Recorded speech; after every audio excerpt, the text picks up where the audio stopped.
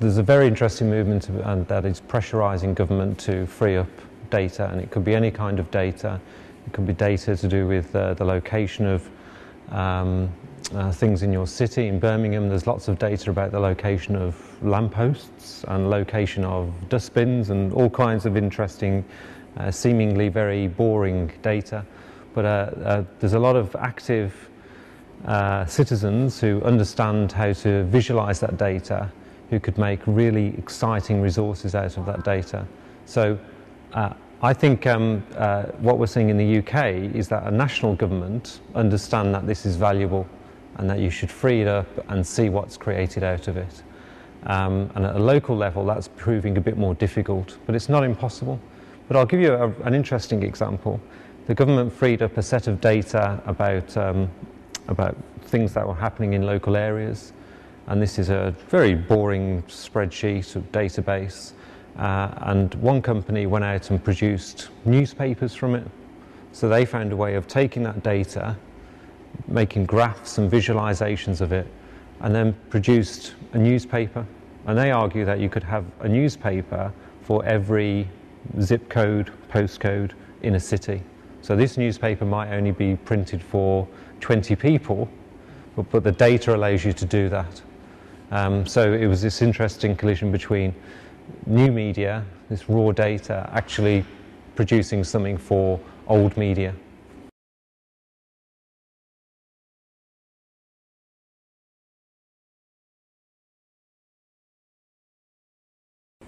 So in Birmingham we have this idea of social media surgeries, whereby those who understand simple things around blogging and using social media tools go and talk to people who don't understand and sit beside them just like a doctor and a patient and teach them how to do this stuff. And the idea is so simple that I think it's applicable anywhere. I think the difficulty is that once the patient has left the surgeon, that sometimes there's no follow-up. So you might see 10 patients and only one of them maybe would sustain the activity over a long period of time. And I think you need a method by which you go back to them and ensure they're keeping it up, because it's actually quite difficult to keep up social media stuff, because it requires you to carry on having ideas for writing if it's a blog, or thinking of things to talk about if it's, even if it's Facebook or Twitter or anything like that. It actually takes more of an effort than people realise. So I think this, the social media surgery idea can be used anywhere. I think the difficulty is making sure that people sustain it and become engrossed in the, in that form of communication. But it's a great idea, and anybody can do it anywhere.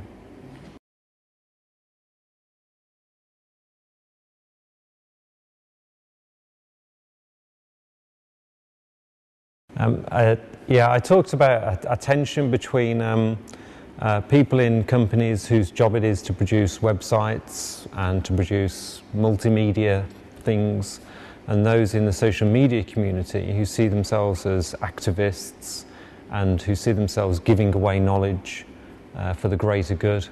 And I think there is a tension there, because one is about professional practice and the other one is about some kind of charitable practice. And we've started to see that tension in Birmingham in some of the discussions that have emerged. But in a way, there's not that much difference between the two areas, because those in social media, by giving things away, all they're actually doing is creating a market. So they're creating an interest in new ways to communicate on the internet.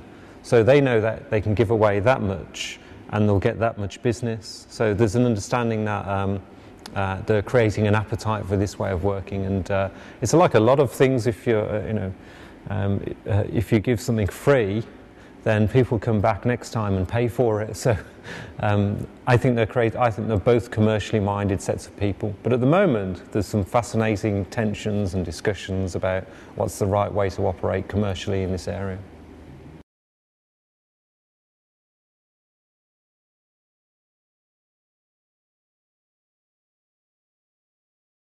Yeah, I think there's been a lot of emphasis in the past 10 years around digital cities being somehow purely about infrastructure, and being partly about buildings, and partly about 3D visualizations, when actually it turns out digital cities are just about people, and people shape cities. That's always been the case, and I think you've got an emerging set of digital workers in cities that we need to cherish, we need to look after, we need to nurture, we need to link to research, we need to link to city councils' initiatives. And those digital workers are visible in some ways. They work in organisations, they work in internet companies. Some of them are active in terms of social media, they're the people doing the surgeries. And then there are others with great knowledge who really haven't been made visible yet, and there are people in bedrooms, or there are people doing other kinds of jobs who just have an enormous talent and knowledge but unrealised. And I think once you begin to see those people emerge and bring them out, you've got a digital city full of really interesting, exciting people. And what you have in cities is you have big, diverse populations of different kinds of people. So it's a great laboratory for experimentation with social media. So I think the reason I talk about digital cities rather than digital countryside or rural areas, because the city offers you something special. It offers you the talent, and it offers you the users to do your research and analysis with.